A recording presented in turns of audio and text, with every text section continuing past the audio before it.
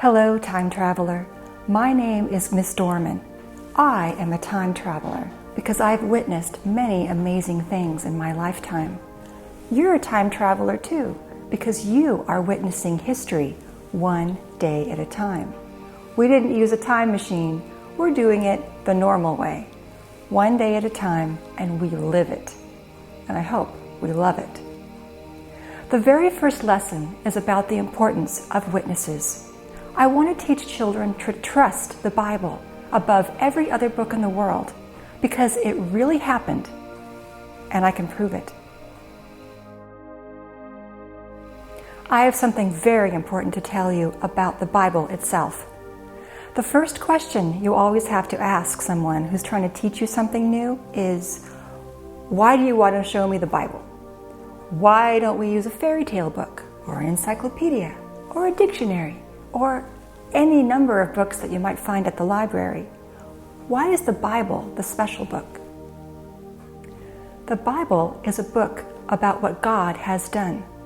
It's full of true stories that help us understand how to live a peaceful life. I want you to become better, not just feel better, actually become a better person. But there are other books to consider. What about these books? How do we know the Bible is the right book? These are important questions to answer, aren't they?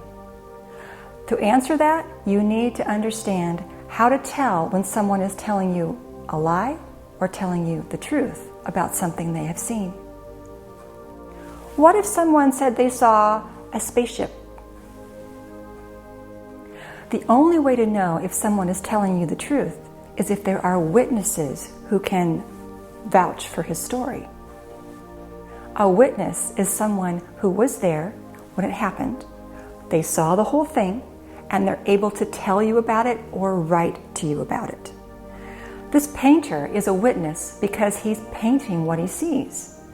If he used words, he would be a writer. So, a witness is someone who sees it and can say it. A witness is also someone who can use their other four senses. Maybe they heard something, or they smelled something, or they tasted something, or they touched something. They can use those in their witness testimony too. So, what if we had 3 people who say they saw the spaceship? If you talk to the witnesses separately, and they all describe everything the same way, then you know they're telling the truth. But if their stories sound really different, or even different enough from each other, then you know it's not true. But what if there was only one person? No witnesses at all, just one guy. Well, Muhammad said that an angel told him what to write in his book. Joseph Smith said that an angel gave him ancient scrolls to translate for his book. They were both alone. There were no witnesses. It was just one man. That's not good enough for me. I need witnesses. I need lots and lots of witnesses. Here's a Bible passage that had thousands of witnesses. Exodus chapter 20, verses 18 through 20. All of the people saw the lightning and the smoke billowing from the mountain, and they heard the thunder and the long, frightening trumpet blasts, and they stood at a distance, shaking with fear. They said to Moses, "You tell us what God says, and we will obey. But don't let God speak to us directly. He'll kill us." "Don't be afraid," Moses said, "for God has come to you in this way to show you his awesome power, so that from now on you will be afraid to sin against him." Moses was the very first author in the Bible. He wrote the first 5 books. That's Genesis, Exodus, Leviticus, Numbers, and Deuteronomy. God made sure everyone witnessed his awesome power. God made sure everyone saw and heard and felt it. God gave Moses full authority to write God's words for the people, for us too. There was no doubt in anyone's mind because there were thousands of witnesses. But what about you and me? I don't have a real time machine.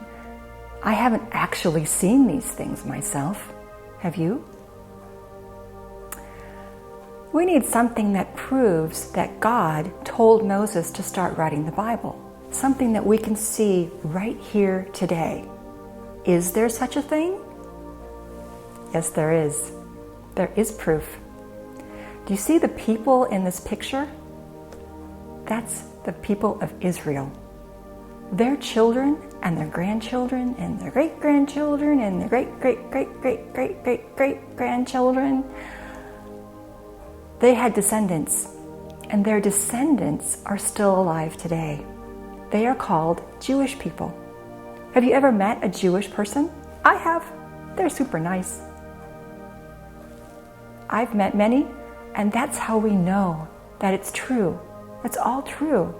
These stories are real because these people are real. This is why we can trust the Bible. It has thousands of witnesses. But do these other books have thousands of witnesses? No, they don't.